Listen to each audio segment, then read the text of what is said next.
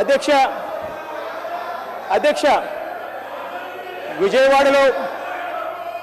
విజయవాడలో క్యాపిటల్ సిటీని పెట్టడం మనస్ఫూర్తిగా మేము ఆహ్వానిస్తున్నాం. రాజధాని విధులను 3 ప్రాంతాలకు విస్తరించడానికి నిర్ణయించడమైనది.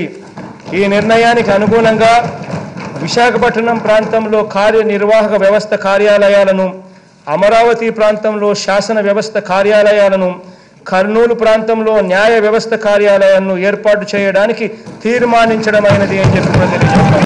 Here I am to invite you to Visakhapatnam, which is going to be our capital in the days to come.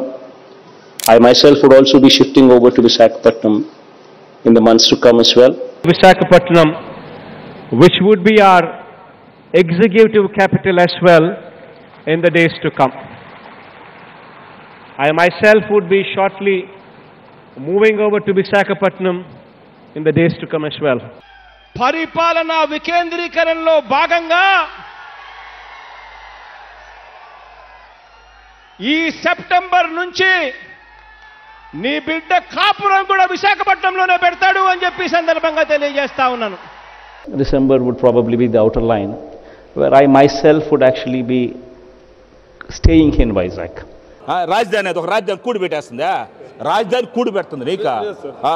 చిత్తశుద్ధితో రాజధాని నిర్మాణం చేసే స్తోమత మనకు లేదని చెప్పి అన్ని విధాలా అభివృద్ధి చెందిన నగరం విశాఖని ఎగ్జిక్యూటివ్ క్యాపిటల్గా పరిపాలనా రాజధానిగా చేద్దామని చేస్తే కొన్ని న్యాయపరమైన ఇబ్బందులు సృష్టించారు. న్యాయపరంగా ఇబ్బందులు కూడా ఎదుర్కొంటున్నాం కూడా ఈ రోజుకి. సో అవన్నీ అధిగమించిన దాకా కంబైన్డ్ రాజధానిగా హైదరాబాద్ను కంటిన్యూ చేయాలని మా ఆలోచన.